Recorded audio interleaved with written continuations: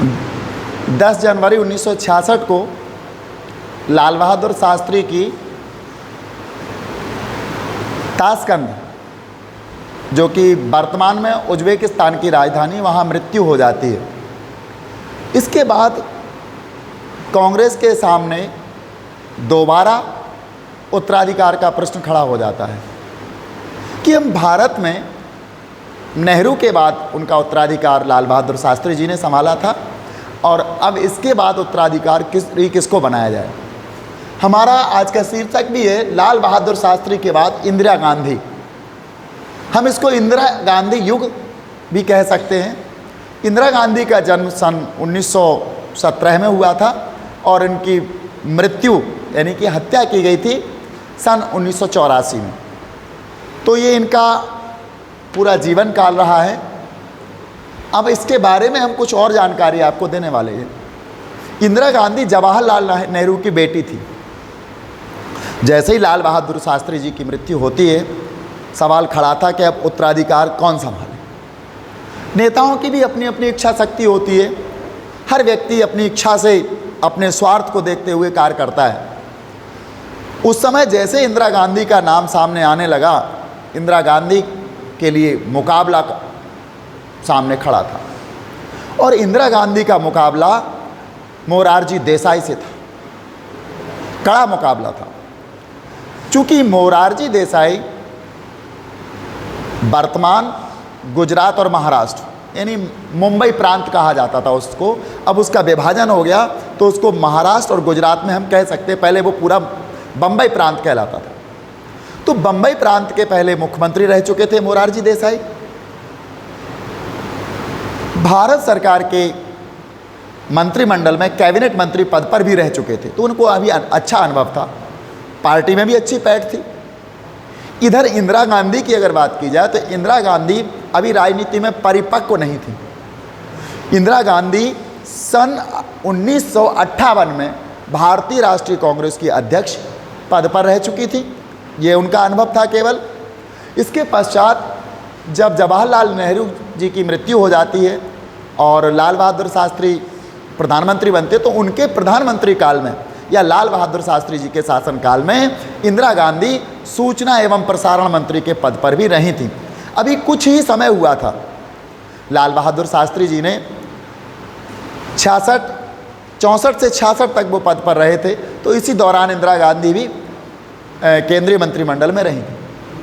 तो कांग्रेस पार्टी के जो बड़े बड़े नेता थे, उन नेताओं की सहमति इंदिरा गांधी जी के नाम पर होती। उसका कारण क्या था? इंदिरा गांधी राजनीति में अभी इतनी बड़ी खिलाड़ी नहीं थी।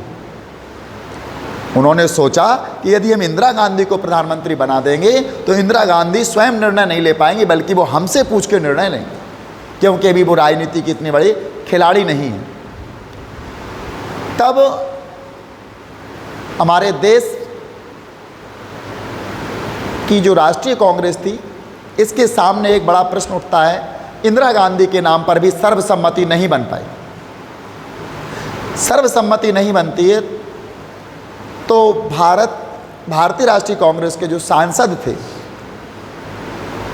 उन्होंने विचार दिया, सुझाव दिया कि क्यों ना इंदिरा गांधी और मोरारजी देसाई को, दोनों का जो कड़ा मुकाबला है, इसके लिए एक गुप्त मतदान प्रणाली से चुनाव करा लिया जाए।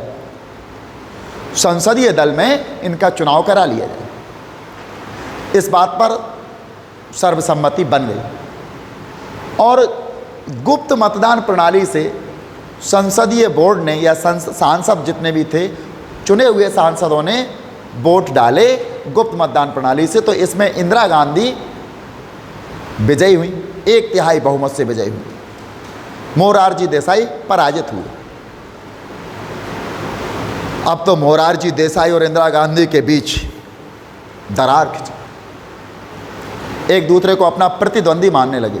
लेकिन एक साथ साथ एक और सकारात्मक बात ये थी कि इंदिरा गांधी का जो गुप्त मतदान प्रणाली से जब चुनाव हुआ, तो यहाँ भारतीय लोकतंत्र की जो मतदान प्रणाली है, इसकी जड़ें मजबूत होती दिखाई दी और लगा कि कांग्रेस पार्टी में लोकतंत्र विद्यमान है, कांग्रेस पार्टी लोकतंत्र की आदी हो चुकी है, क्योंकि किसी ने भी, जब इंदिरा गांधी विजयी हुई तो किसी ने कोई बात नहीं की, ना किसी ने विरोध किया। इसका मतलब था कि भारतीय राष्ट्रीय कांग्रेस लोकतंत्र की समर्थक है और बहुमत की भी समर्थक है।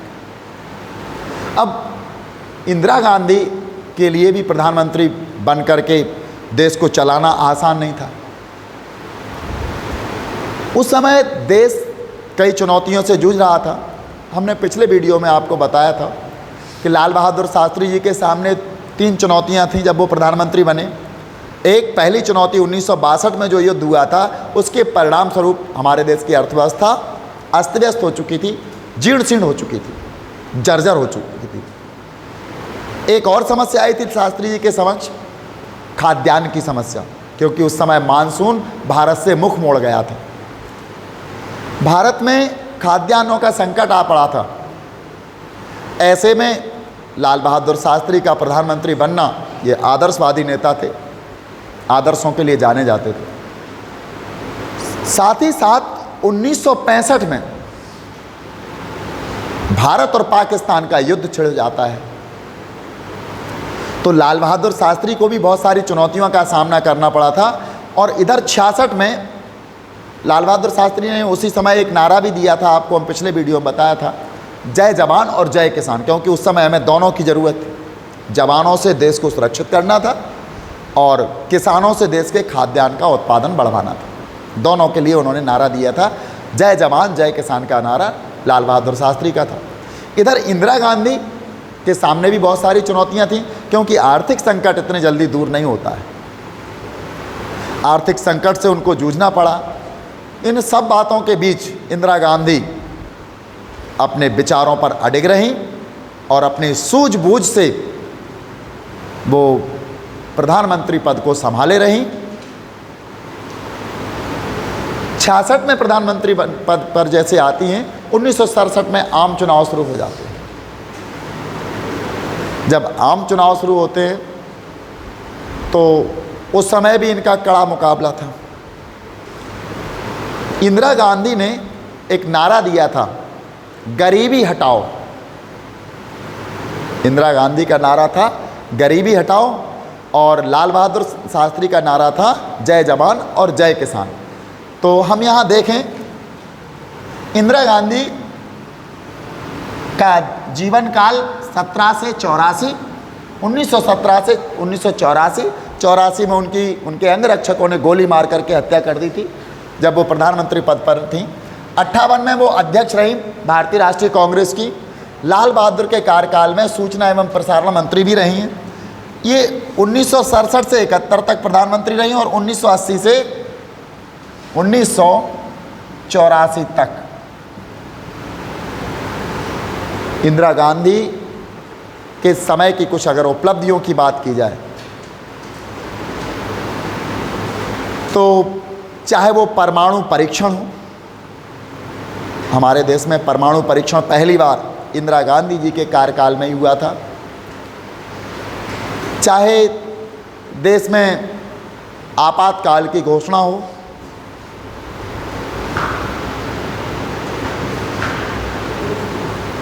इंदिरा गांधी ने 1971 का भारत पाकिस्तान का युद्ध, इसका सामना किया और युद्ध में विजय प्राप्त की। प्रीवी पर्स की समाप्ति की। बैंकों का राष्ट्रीयकरण भी इंदिरा गांधी जी के कार्यकाल में ही होता है। आणविक परीक्षण, जिसको हम पोखरण का प्रथम परीक्षण कहते हैं, ये भी इंदिरा गांधी की उपलब्धि मानी जाती है। पर्यावरण संरक्षण के लिए भी इंदिरा गांधी के कार्यकाल में बहुत सी योजनाएं चलाई गई। तो ये सारी हमने आपको जो उपलब्धियां गिनाई हैं, ये इंदिरा गांधी जी के कार्यकाल की उपलब्धियां रही हैं। साथ ही साथ 1975 में इंदिरा गांधी